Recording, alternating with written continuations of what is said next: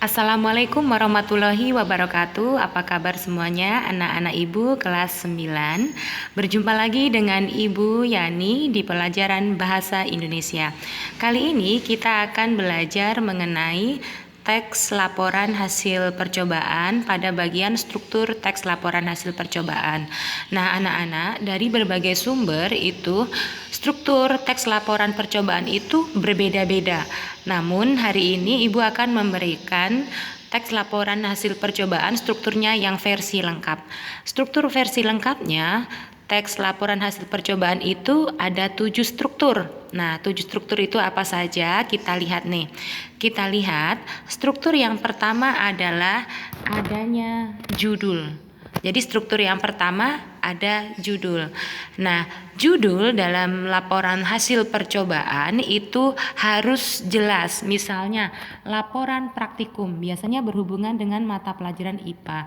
Terus di judul itu harus dijelaskan materi atau topik yang dicobakan. Misalnya di sini ada jaringan silem. Nah, ya kan, ada jaringan silem.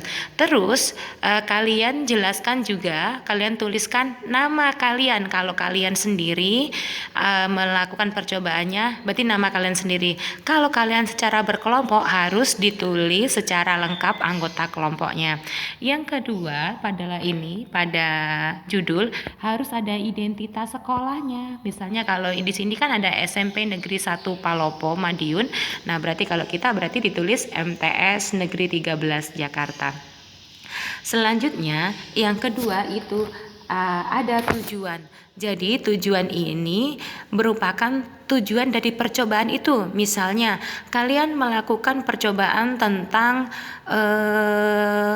tahu borak misalnya, berarti tujuannya apa? Untuk mengetahui tahu yang mengandung boraks misalnya begitu. Yang ketiga adalah kajian teori.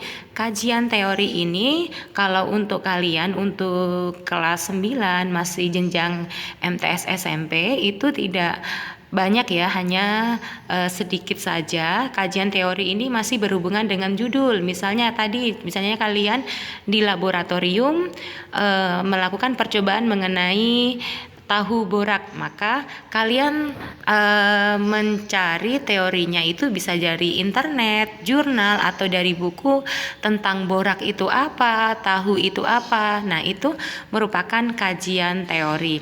Yang selanjutnya, yang keempat adalah alat dan bahan. Ketika kalian membuat laporan hasil percobaan, kalian harus menyertakan alat dan bahan yang kalian gunakan saat percobaan.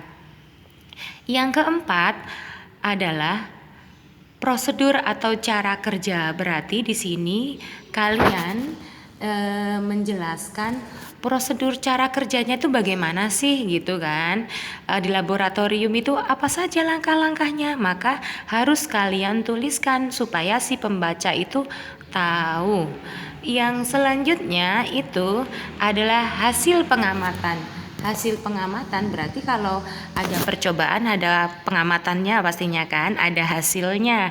Maka itu harus dituliskan. Kita lihat di sini misalnya boleh dalam bentuk kolom, boleh dalam bentuk uraian ya kalau hasil pengamatan itu.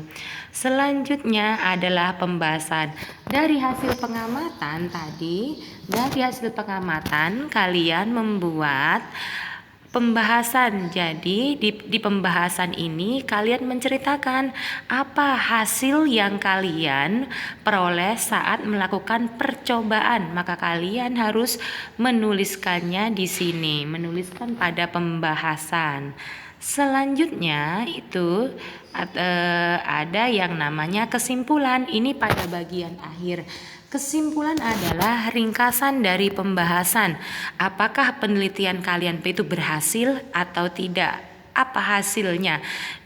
Pada kesimpulan ini harus menggambarkan semua hasil yang ada pada percobaan kalian. Intinya saja nak, misalnya kalau percobaan itu berhasil, ya katakan berhasil pada kesimpulannya. Kalau tidak berhasil, ya harus dikatakan tidak berhasil, karena ciri dari Karena ciri dari laporan percobaan atau penelitian itu adalah objektif apa adanya. Nah, sekian penjelasan Ibu mengenai teks laporan percobaan pada bagian struktur laporan percobaan. Nah, untuk tugas nanti di Google Classroom kalian akan ada mengerjakan ringkasan. Jadi nanti kalian diminta untuk meringkas sedikit saja mengenai materi struktur teks laporan percobaan yang sudah Ibu jelaskan. Terima kasih. Assalamualaikum warahmatullahi wabarakatuh.